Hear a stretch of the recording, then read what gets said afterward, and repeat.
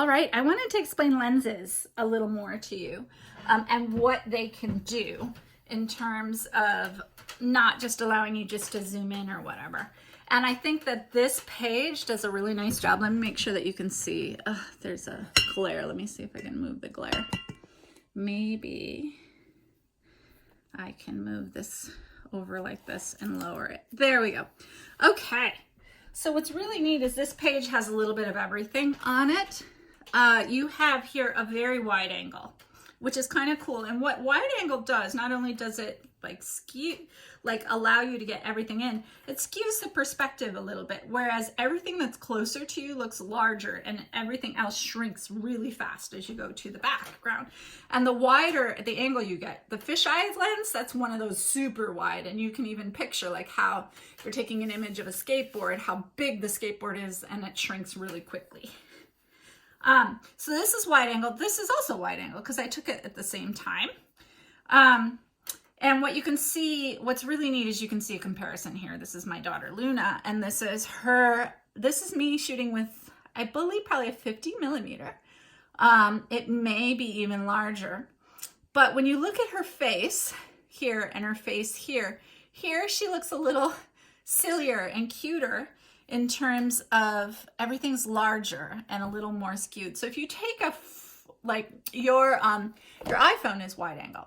And so you know how when you take a selfie or when you pull the camera away, everything that's closest to the camera is going to look larger. So her nose and her face is a little more distorted and skewed versus here her nose and eyes are a little more in proportion the way that we normally see people. So this is not necessarily the most flattering way of working. It's often used to take pictures of really cool movement and sports and that sort of thing, and it ends up looking really, really great. So anyway, that's your wide angle going on here. Then you've got your kind of straight on, and what's really neat with this lens, this is an incredibly beautiful lens that allows my aperture. What you will find is you're going to be limited by how wide your aperture can go to create bokeh in the background. You need to have your aperture wide open, which means that the number is going to be between 2.8 and 1.2 in order to get that. This little lens goes up to 2.8, which is quite nice. This one goes to 1.2.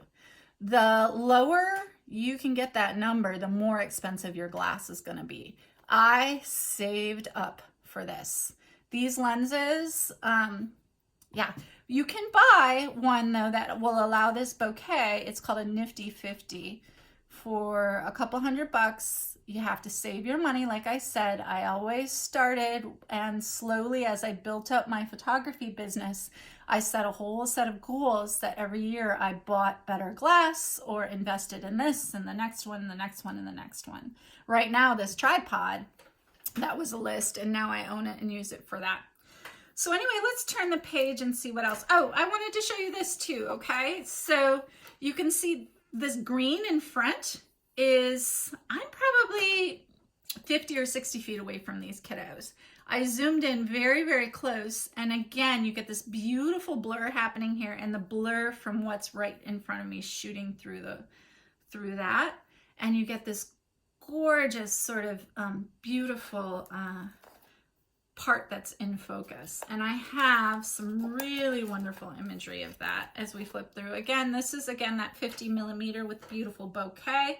Wide angle. I love shooting with wide angle. Both of these are wide angle, and it makes the space look so big, especially when you get down low and shoot up. Oh, here. This is what I wanted to show you.